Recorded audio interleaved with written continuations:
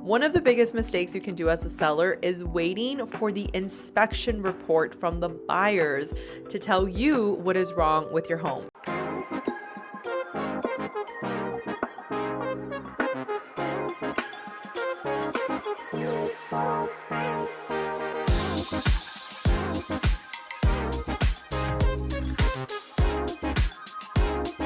Today, we're going to talk about some much needed things that you should do to your home before putting it on the market, especially in today's market. You see, depending on where you are, you might already be aware of the market.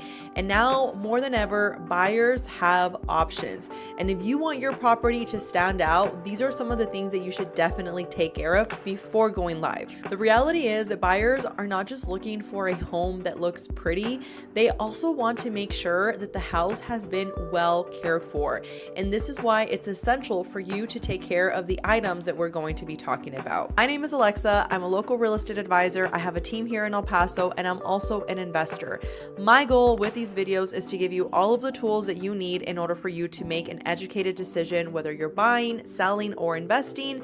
And of course, if you need any assistance, my team and I would love the opportunity to assist you. I'm in the El Paso, Texas market, but I do have agents nationwide. So whether you're looking to buy, sell, or invest anywhere else, let us know. We would love the opportunity to assist you. Now, some of the things that I want to start off with are the minor things that you might be thinking, Alexa, why would I want to do these things? But I am telling you, especially in today's market with all of the options that my clients have, here are some of the things that we are having our buyers. Like, I'm not just getting this from ChatGPT. I'm not just getting this from some forum. I'm actually seeing this in the market with my buyers that I'm out touring homes.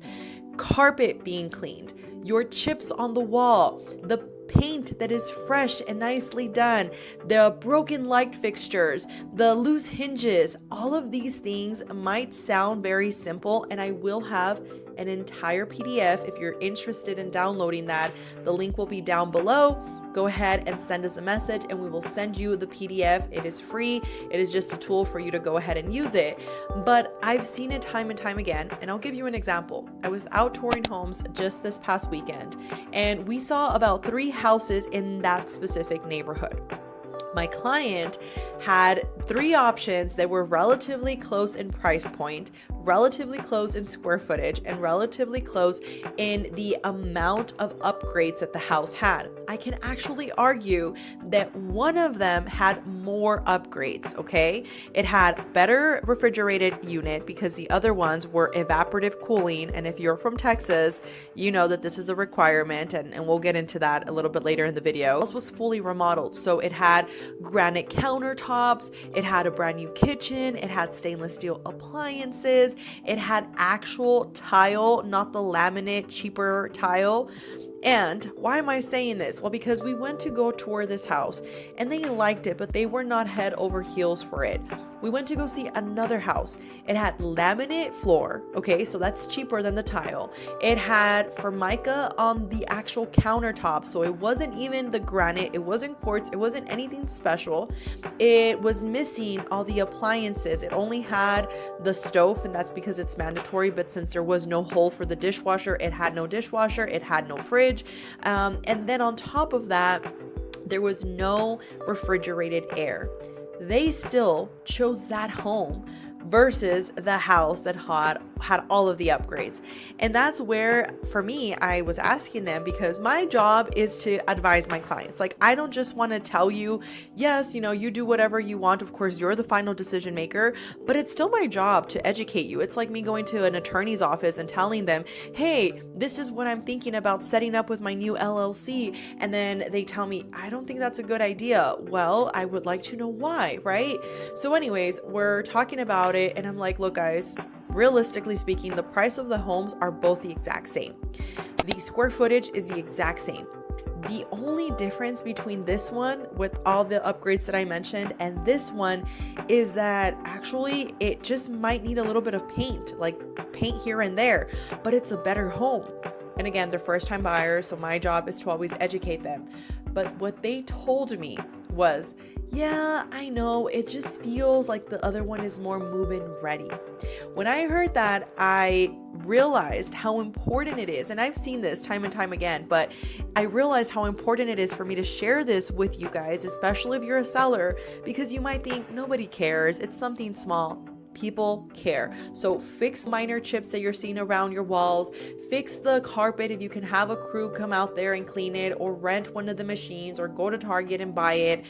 Make sure that your hinges are actually tight and secure where you're opening the door and they're not falling apart. Something as minor as this can definitely make or break a buyer being interested in your property. Now, this is important though, because what ends up happening with a buyer psychology is that they see these things and they wonder, how well has this property been taken care of? How well have they actually give it maintenance throughout the years? Is there anything behind these walls that I might not be aware of?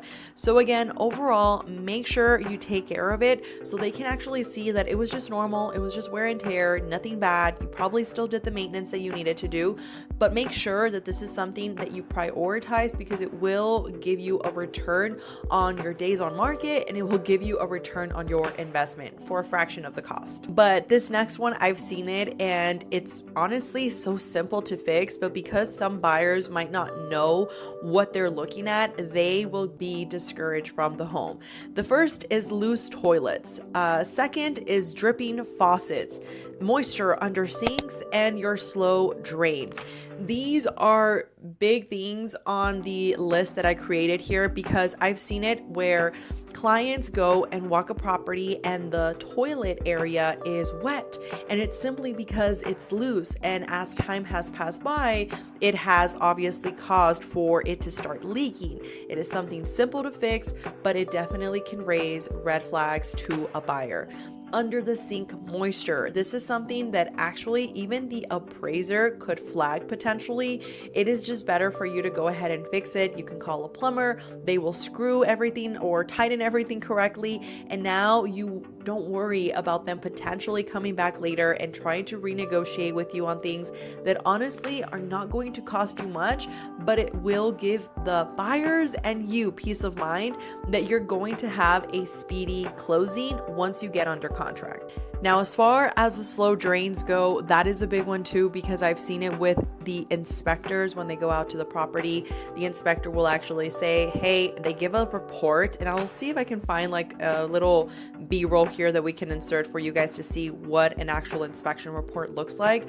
But they give you a full list of a breakdown of everything that is wrong with the home. So there's always options for this, but what I like to tell my sellers, if you can afford it, let's get the inspector out there. They can inspect the property, you fix everything that you feel comfortable fixing, and this way, when we actually get an offer, we can tell them right away, hey, this is the inspection report, here is receipts, this is proof of everything that we have fixed, and now you're not going in there and trying to renegotiate with them after you're under contract, which just makes it more stressful for you. Electrical issues is another big issue that comes up in inspection reports that you just want to get ahead of. I'm talking about GFCI outlets, the reverse polarity, that's something that I've seen on the reports, the underground outlets that are basically not grounded, the double taped breakers.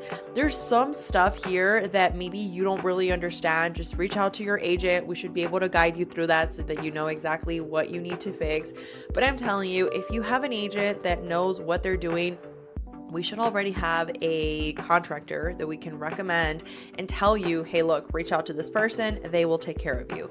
Now, I do want to say, especially for my recommendations, I always tell my clients, look, these are recommendations based off experiences that I've had with my own properties and my own knowledge of the things that they've been able to fix, but we are not liable for any of these recommendations. It's something that we just do as a courtesy. And I say this because I have had some agents tell me, well, we don't like to recommend people because it's been an issue when the contractor doesn't deliver on the way that, you know, they originally said they were going to.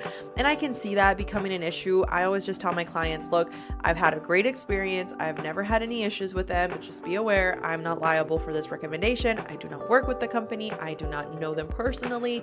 I just know them from my own personal fix and flips. So with that, definitely just keep this in mind because the electrical issues can become an issue, especially during the inspection report and the appraisal. Number 4 here is appliances and functionality. You want to make sure that your fridge, your dishwasher, your stove, your oven, everything that you're going to leave with the home is working properly. And I've had clients that will literally tell me this, especially my first-time buyers. A lot of the times when they are a first-time buyer, typically they're living in an apartment. Even if they're living in a home, the apartment or the landlord already gives them everything set up, so they don't have to worry about buying a fridge, a refrigerator, a dishwasher, or the washer dryer, none of that. What ends up happening when you are now buying this home and you don't have things that are working, or you're taking away these things, it can end up being a red flag for them, not from a place of anything other than I cannot afford to buy my own items. And I will say, if they're VA or FHA financing, that will be a mandatory part of the contract. For example, I've had some files where the seller tried to remove the dishwasher or the stove at the last minute, and when the appraiser went out, it flagged the file. We would have still found out about it because we always do a final walkthrough, but they tried to remove it basically, which was already in the contract. I had made it clear that that was something that needed to convey, and they ended up having to pay for the re-inspection for the appraiser to go back out.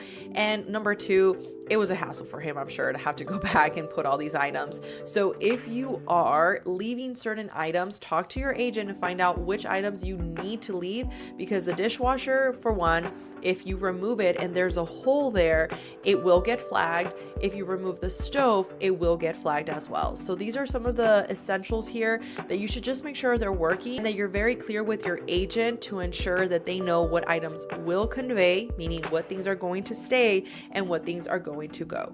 Okay, now the next one, we're talking about the HVAC and your cooling system. You need to make sure that you have your system checked. I always recommend that you give it maintenance at least once a year, just like the roof. You should be giving it maintenance once a year. Depending on the type of roof, that's a whole other conversation, but for the most part, you should definitely be getting it maintenance. So your HVAC system is the exact same way. I was actually touring one of the homes that we're selling with one of our buyers, and I realized that the HVAC system was making a weird noise.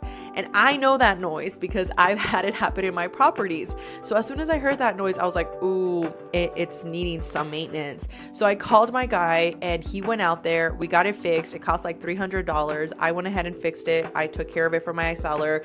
I am going to get reimbursed at closing. But these are the kind of things that I share about being proactive, because if somebody else is walking the property and the AC isn't working, that can end up being a deal breaker, which is simply going to cost you more money, more days on the market, and more days on the market. That means your leverage is going down and down. So this is just something that you want to be very prepared for. Now, here are the items that typically get flagged with the inspector, but most importantly with the appraiser. So just so that you know the difference between the two, inspector, think of it as somebody inspecting something, right? Inspecting the home. That's optional. That's something that the buyer typically pays for when they're sending them out to inspect your property. And then the appraiser is somebody that the bank actually sends to look at the value of the home and ensure that everything is up to code, everything is correctly installed, everything is actually working properly. Most importantly, this is the part that is most importantly for the bank, that it's actually worth what you are getting financed. That's the main thing here. And why is this important? Well, because there's a couple of things here that will always get flagged. Smoke detectors, CO2 detectors, sometimes the garage door sensors. Not really, honestly. I've never really seen a situation on the appraisal side, but definitely on the inspection side. The water heater strapping, because they don't strap it, it doesn't have like the correct strap, and that can be a liability, that can be a safety hazard. Also, sometimes they don't have the actual pan on the bottom, and this is where, again, if you could just fix it, take care of it before you go on the market, it is better. And also the anti-tip device behind the ranges. Again, if you don't understand all of these terms, that's perfectly fine. If you do, amazing. But I do have the full PDF for you guys, so just go ahead and click the link down below and we can send it to you so you know exactly what each thing is. But these are the things that, again, they're not going to cost you a lot of money, but they're going to save you a lot of time. I've seen it happen where I have to negotiate on my buyer's behalf and basically tell the seller's agent, hey, we need you to cover the re-inspection because these are things that should have already been done. CO2 and smoke alarms have to be installed in the property. So again, it's just better for you to have it fixed. And then lastly, I have seen it where, again, if the appraiser goes out there and the CO2 and smoke alarms are not working, even if they're there, but they're not working, they will flag it and they will say that they need to go back. If you get a good appraiser, they might tell you just to send a picture and we're good to go. But for the most part, they are going to ask for them to go back out, and that is going to delay your closing. Next one is geared around pest control. I've seen it happen where a house might have cockroaches, ants, feces of, rats, and that is where you want to make sure that your house has pest control. Now, let's be honest. We have taken over the habitat of these creatures. Okay, so I just want to start by saying that. Okay, we live in an area where we're taking their land. So, and this is not about, I'm not trying to get into that conversation right now with you guys, but I say it because I believe that we're in the land, right? That now we're building, and naturally they're underneath the surface. So it's irrational for us to get upset and be like, oh my God, there's rats here, there's spiders, look, Nancy, yes, there is. So let's fumigate so they don't come inside your house, okay? And I say this with the most love, but I've seen it happen where some people just think like, oh my God, I can't believe this is happening. But it's like, well, yeah, if there's no, pest control, that is logical. They're animals. They're going to come about and they're going to actually, look at the house and be like, well, maybe this is our land now. Maybe we can live here. So just make sure you do some pest control before you go on the market, just to make sure that, again, your friendly, furry friends are not running around, not doing anything that they shouldn't be doing, and they stay outside where they're meant to be. So this is definitely a big one. Do not skip this one. If you don't have any recommendations with pest control companies, you can go on Google really quick, or you can ask your agent to give you some recommendations. And typically you want to be doing a treatment. Depending on the company you work with, some of them will do like every 3 months, and you can have like a membership, which ends up helping you save money. So this is definitely a one that I would add on your list. So look, at the end of the day, selling your house is all about strategy. You need to make sure that you're doing the things that are going to give peace of mind to the buyer considering purchasing your home, especially in today's market. I've mentioned this before and I will say it, at this time in 2026, the buyers definitely have options. I've seen it happen. I just shared with you a story. That's not the only story. And I would just recommend that you do everything you possibly can, even some landscaping. Believe it or not, this is a big deal. It's not really a repair, but I'll add it here as a little bonus. If you give your landscaping a little bit of a curve appeal in the front and nice landscaping, even just rock, like if you have dirt in your backyard and you can afford to go to your nearest nursery or Home Depot, Lowe's, buy some rock, have them deliver it. It is going to be so worth it, because I've seen it happen where the house is beautiful, everything looks fabulous inside, and then we go to the backyard and it's just really disappointing because the clients now don't like it. They see it as this like big issue. They're like, oh, I'm gonna have to fix this. It's gonna cost so much money. And I've done it in my homes actually. I even did my own TLC on some of the artificial grass. I will say I will never do that again. I will hire an actual person that knows how to do this, because it did not come out the way I wanted to. But overall, again, it saved me so much money. And this is where you can definitely just watch some videos on YouTube, figure out how to do it. And for the rock, it's really easy. Like you just need to put a tarp and then you start putting the actual rock over it. And there's a little more things there, but you can watch a video. So with that, I hope this video was helpful. If you are considering selling your home, feel free to send us a message. I can give you a full breakdown of the things that you should definitely do before going on the market. If you are thinking about purchasing your very first home or relocating into El Paso, my team and I would love the opportunity to assist you. And with that, thank you so much for hanging out with me. If you have any feedback on the video, I know I've seen some of these feedbacks geared around, what was the last one I saw? That I was moving too quick on how I was recording, and I'm sorry about that. I record videos because I'm out showing properties already, and I figure, hey, let me share it with my YouTube family. And I appreciate those of you that do appreciate it. And for those of you that didn't like it, they think it's a little bit too, it's moving a little bit too much. I am using a gimbal, by the way, but I will do a better job at going a little bit slower for you guys. But overall, thank you so much for watching. Thank you for supporting the channel. We are almost at 3,000 subscribers, and I just appreciate that because these videos take time. I was recording a video last night at 11 p.m. So yeah, I definitely appreciate when you guys watch it and feel like it's useful. So with that, if you do want daily updates, I do have a newsletter. If you subscribe at www.investwithalexa, you can have a newsletter where we give you all the activities that are going around in El Paso, the updates of the market and new properties that are for sale and all the goodies, and also on Instagram. So my handles will all be linked down below. So thank you again for watching, and I will see you on the next one.